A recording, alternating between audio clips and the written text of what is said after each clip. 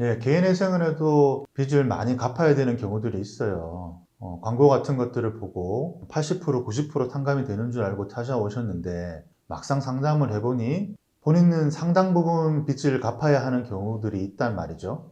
그런 경우들이 여러 가지 케이스들이 있는데 구체적인 케이스들에 대해서 이제 하나하나 말씀드려 보도록 할게요. 제일 결정적으로 영향을 미치는 것은 본인의 재산입니다. 본인의 재산, 배우자의 재산 다 영향을 미치는데 배우자의 재산은 크게 중요한 부분도 아니고 반영이 안 되는 법원들도 있으니까 본인의 재산에 대해서만 먼저 말씀을 드릴게요. 본인의 재산이 많으면 당연히 빚을 많이 갚아야겠죠. 그런데 개인회생을 하시려고 찾아오시는 분들이 재산이 많은 경우는 많지는 않아요. 그런데 간혹 가다 보면 오피스텔이나 부동산을 일부 소유하고 계신 분들이 계세요. 예를 들어서 오피스텔을 투자 목적으로 구입한 게 있다. 그리고 그 오피스텔의 가격이 5천만 원이다 라고 한다면 그 5천만 원은 전부 재산으로 반영이 돼서 5천만 원 상당의 채무는 무조건 변제를 해야 된다는 거죠. 예를 들면 총 채무액이 1억이다. 근데 내가 오피스텔을 5천만 원치 가지고 있다 라고 한다면 1억 중 5천만 원은 무조건 갚아야 되는 거고, 그리고 나머지 5천만 원에 대해서도 내가 버는 소득에서 변제 비율에 따라 빚을 갚아야 된다는 거죠. 그럼 탕감률이 낮아지게 돼요. 그런데 이런 분들은 그렇게 많지가 않고 대부분의 경우들은 임차보증금을 가지고 계신 분들이 많은데, 임차보증금은 조금 케이스가 달라요. 임차보증금이 만약에 5천만 원이다 라고 한다면 법에서 보호하는 소액임대차 보호법상 금액을 제외한 나머지 부분만 채무 변제에 포함되게 됩니다.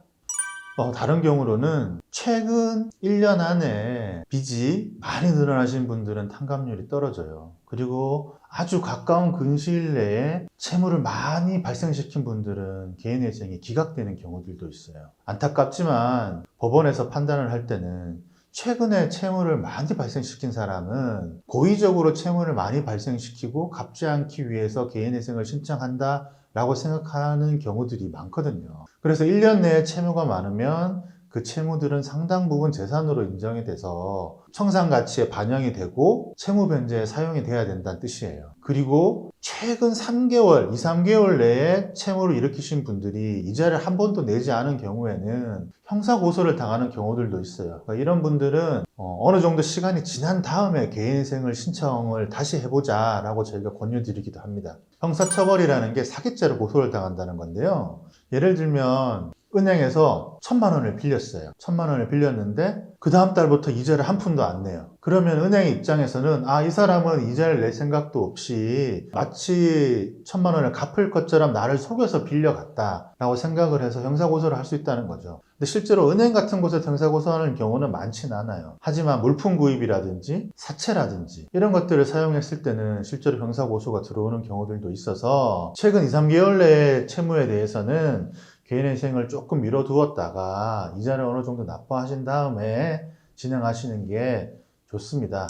통상적으로 법원에서는 최근 1년 내에 빌린 채무들을 최근 채무라고 하는데, 최근 채무들이 있다고 해서 무조건 개인회생이 되지 않는 건 아니에요. 개인회생이 되기도 합니다. 그런데 최근 1년 내에 빌린 채무들을 어디에 사용했는지 법원에서 밝히라고 해요. 왜냐하면 처음에 말씀드린 것처럼 고의적으로 채무를 발생시키고 돈을 갚지 않기 위해서 개인회생을 신청하는지, 아니면 이 사람이 정말로 1년 내에 많이 힘들고 생활비가 필요해서 돈을 빌렸는지 확인하는 목적에서 법원에서 사용처를 밝히라고 하는 거거든요. 사용처만 제대로 밝히신다면 개인회생이 가능하기도 합니다. 그리고 법원의 사용처를 밝히더라도 최근 1년 내에 빌린 채무들은 재산으로 포함이 돼서 빚을 갚는데 사용하라 라고 법원에서 명령하는 경우도 많습니다. 예를 들어 설명해 볼게요. 최근 1년 동안 내가 A라는 업체에서 1,000만 원을 빌리고 B라는 업체에 1,000만 원, C라는 업체에 1,000만 원을 빌렸어요. 그런데 내가 A라는 업체에서 빌린 1,000만 원의 사용처를 보니 본인이 수술비, 본인의 생활비 같은 것들로 썼어요. 이런 것들은 실질적으로 돈이 굉장히 필요해서 A 업체에서 돈을 빌렸구나 라고 생각을 하는 거죠. 이런 것들이 사용처예요. 근데 B라는 업체에서 빌린 1,000만 원의 사용처를 봤더니 사용처가 불분명한 거예요. 현금을 찾았는데 어디에 사용됐는지 객관적으로 밝힐 수가 없어요.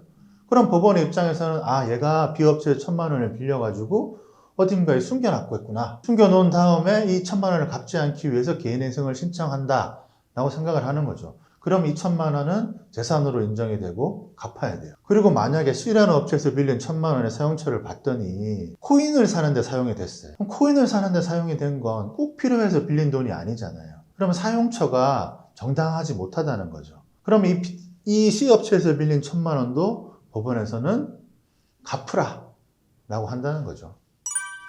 그렇죠.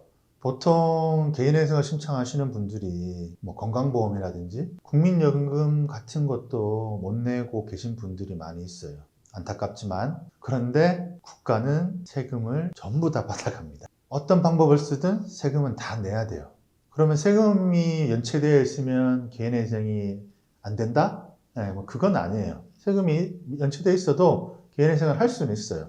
근데 세금이 많이 연체되어 있으면 세금을 먼저 갚고 그리고 남은 기간에 개인 채무를 변제하라고 법원에서 변제 계획을 주거든요.